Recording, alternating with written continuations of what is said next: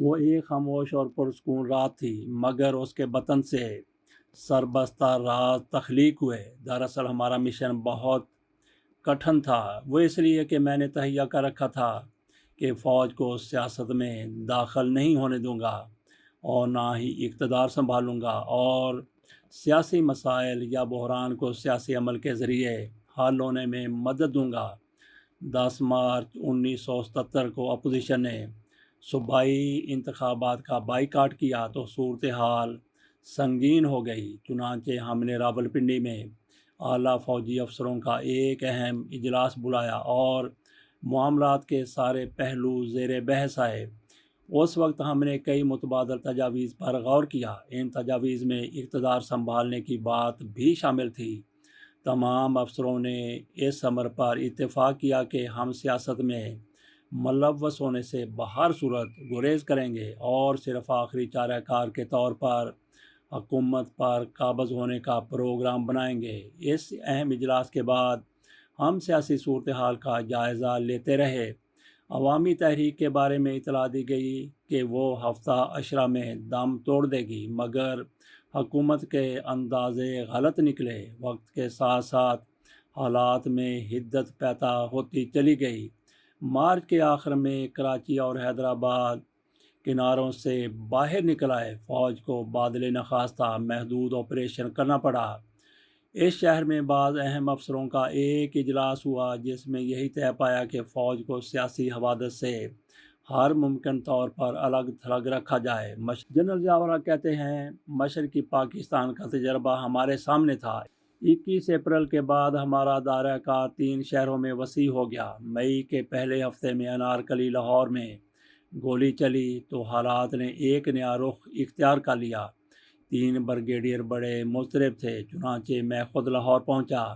انہوں نے کہا کہ خدا کے لیے ہمیں یہاں سے تبدیل کر دیجیے۔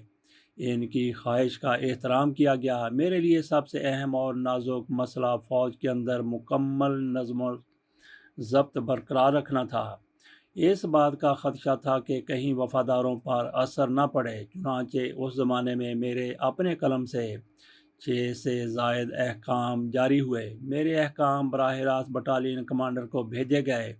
یہ تجربہ پہلی بار کیا گیا تھا، ورنہ چیف آف سٹاف براہ راست صرف کور کمانڈروں کو ہدایت بھیجتا ہے اور انہیں سمجھ بوجھ کے مطابق آئین سے وفاداری کا کہتا ہے۔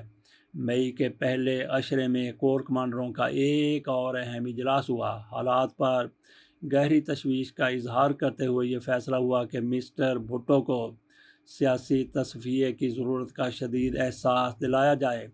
میں نے مارچ کے آخر میں ان سے کہہ دیا تھا کہ سیاسی مذاکرات کے ذریعے معاملات طے کیے جائیں۔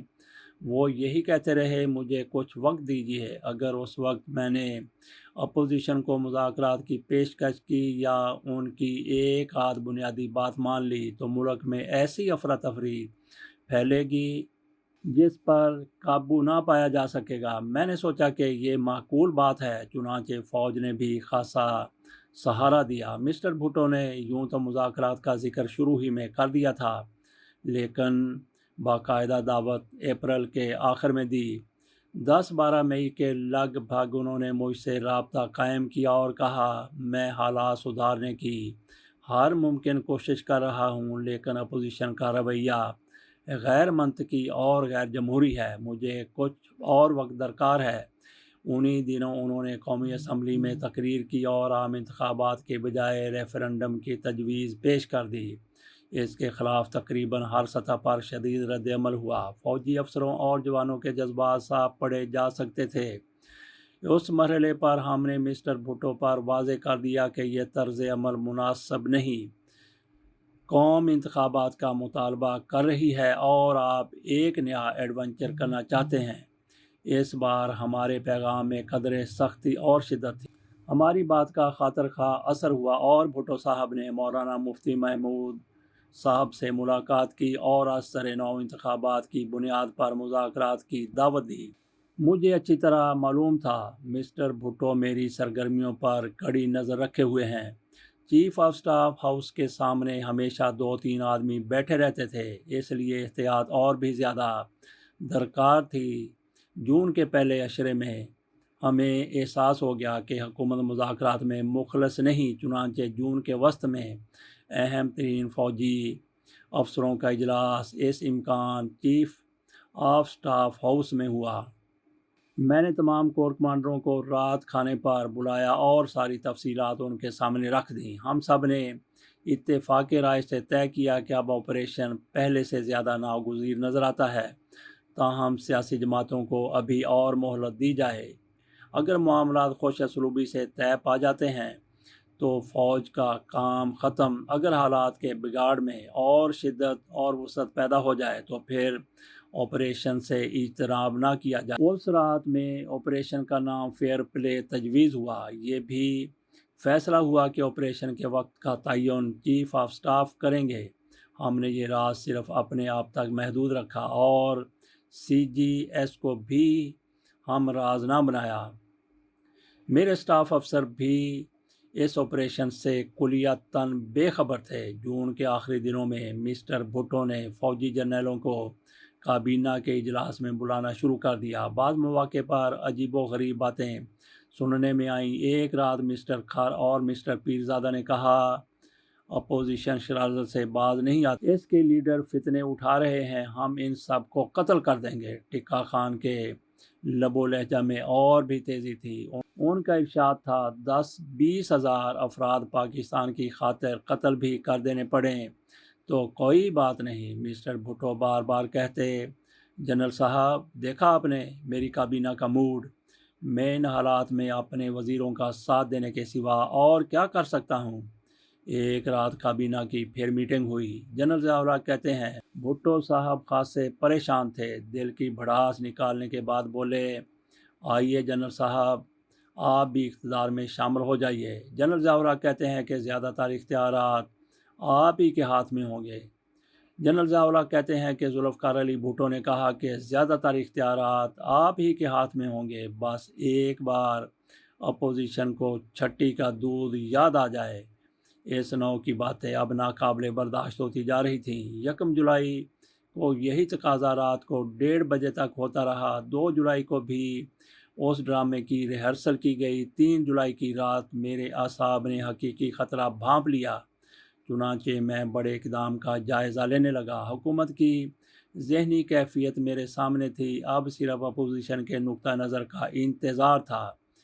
4 جولائی کو شام کے 5 بجے مجھے معلوم ہوا کہ نواب زادہ نصر اللہ خان پریس کانفرنس سے خطاب کر رہے ہیں۔ چنانچہ اس وقت پوری رپورٹ حاصل کی گئی۔ ان کا رد عمل وہی تھا جس کی مجھے توقع تھی۔ چنانچہ 5:30 بجے کے قریب میں نے راولپنڈی سے باہر احکام جاری کر دیے کہ رات 12 بجے نقطۂ آغاز ہوگا۔ شام 8 بجے پرائم منسٹر ہاؤس سے ٹیلی فون آیا کہ آج رات کابینہ کا اجلاس ہوگا اور آپ کی شرکت ضروری ہے، جلد ہی وقت بتا دیا جائے گا۔ اگر اجلاس 12 بجے جاری رہا اور میں بھی اس میں شریک ہوا تو کئی پیچیدگیاں پیدا ہو سکتی ہیں۔ چنانچہ راولپنڈی کے لیے میں نے وقت آگے بڑھا دیا۔ ایک لمحہ جسم کے اندر کانٹے کی طرح پیوست ہوا جاتا تھا، لاکھوں وسوسے، ہزاروں خدشات۔ یہ بھی اندیشہ تھا کہ ہمارے منصوبہ کا اگر کسی کو علم ہو گیا تو کچھ بھی وقوع پذیر ہو سکتا ہے۔ یہ راز صرف چند افراد تک محدود تھا اور وقت گزرنے کے ساتھ ساتھ عجب طرح کا سما منڈرانے لگا۔ جنرل ضیاء الحق کہتے ہیں، خیال کی ایک لہر اٹھی کہ ضیاء کہیں تم غلطی پر تو نہیں، کیا تم پاکستان کو مارشل لاء سے حفاظت کے ساتھ تمام گزار سکو گے؟ میں نے وضو کیا اور خشوع خضوع کے ساتھ نماز ادا کی۔ نماز میں ایک ایسی لذت نصیب ہوئی جو پہلے کبھی میسر نہ تھی۔ 10:30 بجے کے قریب خیال آیا کہ پرائم منسٹر ہاؤس سے رابطہ کر کے کابینہ کے اجلاس کے بارے میں پوچھا جائے۔ میں ابھی سوچ ہی رہا تھا کہ ہاٹ لائن پر ٹیلی فون کی گھنٹی بج اٹھی۔ وزیر اعظم دوسرے سرے پر موجود تھے۔ انہوں نے نواب زادہ نصر اللہ خان کی پریس کانفرنس کا ذکر کیا اور حسب معمول اپوزیشن کے رویوں کی شکایت کرتے رہے۔ میں نے پوچھا کہ کابینہ کی میٹنگ کتنے بجے ہو رہی ہے؟ جواب ملا، آج رات کو نہیں۔ میں نے خدا کا شکر ادا کیا اور راولپنڈی کو بھی احکام جاری کر دیے۔ پرائم منسٹر ہاؤس میں 3 طرح کے ٹیلی فون ایکسچینج تھے، ایک عام ایکسچینج، دوسری گرین لائن اور تیسری ہاٹ لائن۔ ایکسچینج تو ہماری گرفت میں تھا، لیکن باقی 2 لائنوں پر ہمارا کوئی اختیار نہ تھا، چنانچہ عام ایکسچینج کی لائن کاٹ دی گئی، صرف 2 ٹیلی فون کنیکشن اسی طرح رہنے دیے گئے۔ رات کو 12 بجے میں خود جنرل ہیڈ کوارٹر پہنچ گیا اور پورے آپریشن کی تنہا نگرانی کی۔ اس رات ممتاز بھٹو بڑی دیر تک پرائم منسٹر ہاؤس میں رہے۔ رات گئے، گھر پہنچے تو فوج کی پراسرار نقل و حرکت دیکھی۔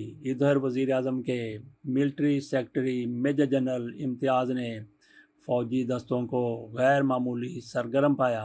جنرل امتیاز نے مجھے فون کیا، میں نے بتا دیا کہ یہ سب کچھ میرے حکم پر ہو رہا ہے اور تم ہدایت لینے کے لیے میرے پاس چلے آؤ۔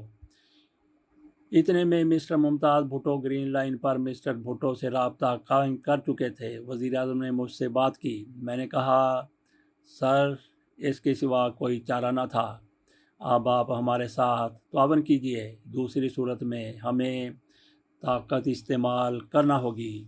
نہیں، یہ نوبت نہیں آئے گی، انہوں نے پرسکون لہجے میں کہا۔ آپ میرے ساتھ کیا سلوک کرنا چاہتے ہیں؟ بس آپ کو حراست میں لیں گے، صبح تک چکلالا رکھیں گے، پھر مری لے جائیں گے۔ میرے بچے آج رات ہی آئے ہیں، میں تو اچھی طرح ان سے مل بھی نہیں سکا۔ آپ آرام سے یہ رات پرائم منسٹر ہاؤس میں گزاریے، اگلے روز مری کے لیے تیار ہو جائیے۔ ہاں ہاں، شکریہ۔ ٹیلی فون بند ہو گیا اور تاریخ کا ایک باب بھی بند۔ یہ سٹوری شائع کی تھی اردو ڈائجسٹ نے 1977 میں ذوالفقار علی بھٹو کا تختہ الٹے جانے کے بعد۔ الطاف حسن قریشی صاحب نے جنرل ضیاء الحق کا انٹرویو کیا تھا۔